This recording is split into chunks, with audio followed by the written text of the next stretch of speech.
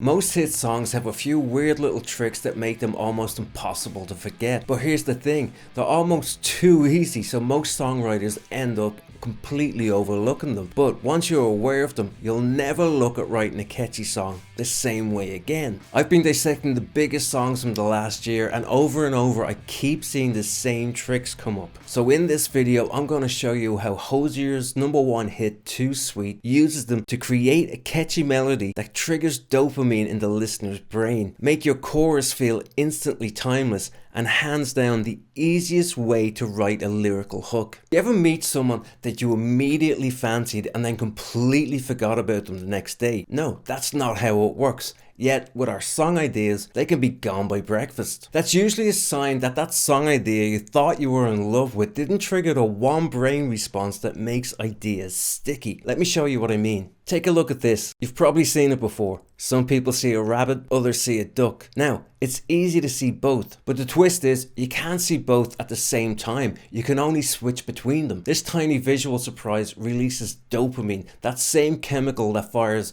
when you eat chocolate or you fall in love. But get this, it doesn't only work for visuals. Have a listen to Too Sweet. It has a guitar riff, and it has a vocal melody. You can hear both, but your brain can't fully focus on them both at once. That guitar riff is acting as a second melody. It's known as counterpoint. Now, you'll easily find lots of information on the internet about how to create a counterpoint and what it is, but what you're not going to find is lots of information about why we love it so much. And now you know. And the best part is, it's easy to apply to our songs. So, the next time you're working on a song, try this. Instead of just strumming the chords, see if you can pick out a simple picking pattern that makes that a bit more like a riff. If tip 1 was like falling in love, then tip 2 is like that dinner scene from the movie When Harry Met Sally that everyone quotes. Yes! Yes! I'll have what she's having. The chorus of your song is always going to be the climax, and if you want catchier songs, you have to have a killer chorus hook.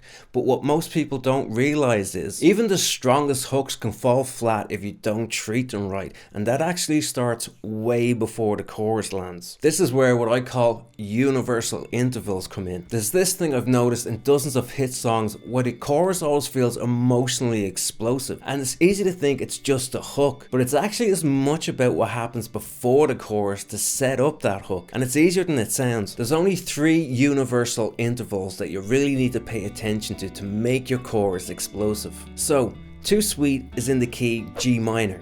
The highest note anywhere before the chorus is E flat, but the chorus itself starts on G. That's an interval jump of 1/3, and that lift subconsciously tells your brain we're in new emotional territory.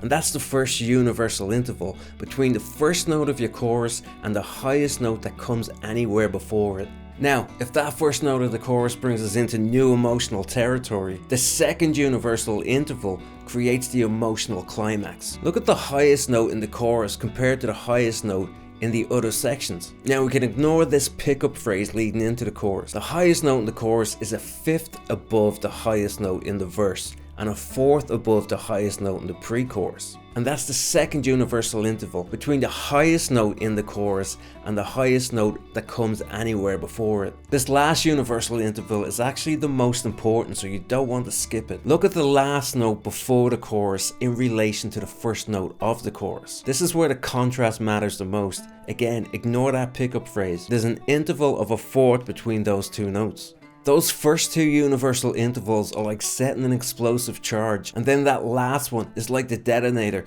that sets off and releases the emotional tension when your chorus hits. Now, you don't need to follow this religiously, and of course it depends on the style of song, the genre, and your vocal range. But if you want the kind of chorus these big hits have and you're just not getting it, well, these 3 intervals are probably why. Now, the simplest way to apply this is to see the highest note in your chorus and then just work backwards from there. There's still one sneaky trick that Too Sweet uses, and it's literally the easiest way to get your song to live rent-free in the listener's brain, because it can turn boring lyrics into pure hook fuel. Listen to how Hozier sings the chorus of Too Sweet. I think I'll take my whiskey, my coffee black.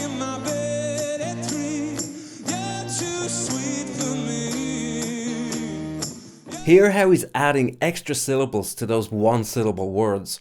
That's known as melisma. Melisma can make an ordinary word sound more like a hook by giving it a cool rhythm. Now, most of you probably already know that, so here's the sauce. He's not just using the melisma on any old one-syllable word. He's using it on the words neat and me. And it just so happens to rhyme with the vowel sound in the song's title with the word sweet. It's a key word in the title. It's the emotional core of the song. So to use this, find a keyword, preferably one from your song's title. Take the words that have the same vowel sounds, and they can even be anywhere in the song. Then sing those vowels with an interesting rhythm. Like I said earlier, if you want to write catchier songs, you want your chorus to have a killer hook. But if you can't build the rest of your song around that hook, it can end up just being another good idea that goes nowhere. And if you watch this video next, I'll show you how everyone from the Beatles to Taylor Swift repeats, twists and disguises their hooks across the entire track to keep you singing it days after you've heard the song.